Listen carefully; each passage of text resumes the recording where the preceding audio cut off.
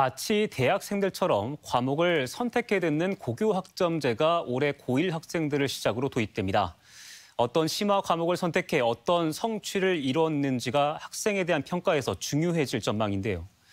작은 학교가 많은 지역 특성상 많은 과목을 개설할 수 없고 입시와 교육의 질 면에서 도농 간 격차가 커지는 것 아니냐는 우려가 나옵니다. 허연호 기자입니다. 인공지능 수학과 도시의 미래탐구, 행성 우주과학까지 고교 학점제 도입으로 일선 고등학교에 새롭게 개설될 과목들입니다. 올해 고교 신입생들은 1학년 때 국영수 등 공통 과목을 수강한 뒤 2학년부터 본인 진로에 따라 이 같은 과목을 선택해 듣게 됩니다.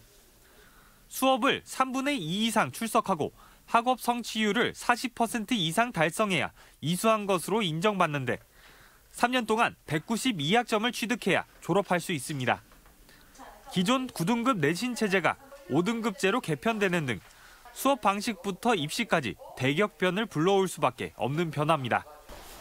당장 융합형으로 개편된 수능마저도 1학년 때 배운 사회과학 공통과목과 일부 국영수 선택 과목을 중심으로 출제될 전망이다 보니 단순 정량평가보다는 어떤 과목을 수강해 어떤 성취를 이뤘는지 학생의 학업 설계 자체에 대한 평가 비중이 커질 것이라는 전망도 있습니다.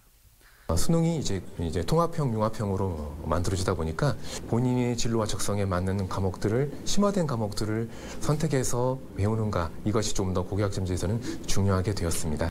하지만 도농 간 교육도는 입시 격차가 벌어질 것이라는 우려도 큽니다. 전북 소재 133개 고등학교 중 40%에 달하는 53개 학교가 12학급 이하의 작은 학교이기 때문입니다. 선택 과목의 폭이 넓고 대학이나 타 학교 개설 과목까지 선택권을 넓힐 수 있는 도시의 규모 있는 학교가 입시에 유리할 수밖에 없습니다. 순회교사와 함께 전북 온라인 학교에 개설된 수업을 통해 도농 간 불균형을 해소하겠다는 것이 교육당국의 구상이지만 수업의 질적 차이가 클 수밖에 없다는 겁니다. 전라북도 같은 경우는 한계가 너무 명확하잖아요. 전주권 위주만 있고 나머지 시군들은 거의 대학도 연계할 수 없는 상황이니까 저희는 그런 부분에서 더 격차가 심화될 거라.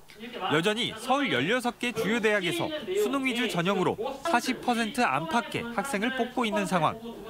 정시 확대 기조와 고교 학점제 사이의 엇박자는 오히려 사교육 의존 심화를 불러오는 것 아니냐는 시선도 여전합니다. MBC 뉴스 허연호입니다.